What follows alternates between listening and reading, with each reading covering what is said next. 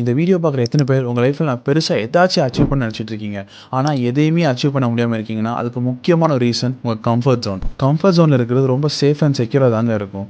ஆனால் நம்ம ட்ரீம்ஸ் அப்படி இல்லை. நம்ம அந்த ட்ரீம்ஸ்க்காக எவ்வளோ எஃபர்ட்ஸ் போட்டு வெளியே வரோன்றதா இருக்குது. என் லைஃப்லேயும் நான் தூத்துக்குள்ளே ரொம்ப கம்ஃபர்ட் ஜோனில் கம்ஃபர்டபுளாக இருந்தேன். ஆனால் எனக்கு பெரிய கனவுகள் நிறைய இருந்துச்சு. ஆனால் அதுக்கான எந்த ஸ்டெப்ஸும் நான் எடுக்கவே இல்லை. எல்லாமே மாறினது நான் தமிழ்நாட்டை விட்டு, என் கம்ஃபர்ட் ஜோனை விட்டு எப்போ நான் யூகேக்கு ஹையர் ஸ்டடீஸ்க்கு பர்சீவ் பண்ண போனனோ அங்கே தான் என் லைஃபே மாறிச்சு.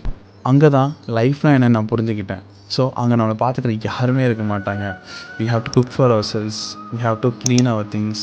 நம்ம மட்டும்தான் பார்த்துக்கணும். நிறைய பார்ட் டைம் ஜாப்ஸ் பண்ணியிருக்கேன். சப்வேல வெசல் வாஷிங்லேருந்து ஒரு பெரிய ரீட்டைல்ஸோட ஷூ விற்கிற வரைக்கும் எல்லா வேலையும் நான் பார்த்துருக்கேன். ஒரு பேசிக் இங்கிலீஷ் பேசுகிறது கூட நான் ஸ்ட்ரகிள் பண்ணியிருக்கேன். ஆனால் ஒவ்வொரு நாளும் என் கம்ஃபர்ட் ஜோனில் நான் வெளியே வந்துக்கிட்டே இருந்தேன். அந்த எக்ஸ்பீரியன்ஸ் தான் இன்றைக்கி எனக்கு டிஜிட்டல் மார்க்கெட்டிங் பில்ட் பண்ணுறதுக்கு ஒரு பெரிய கான்ஃபிடன்ஸ் கொடுத்துச்சு.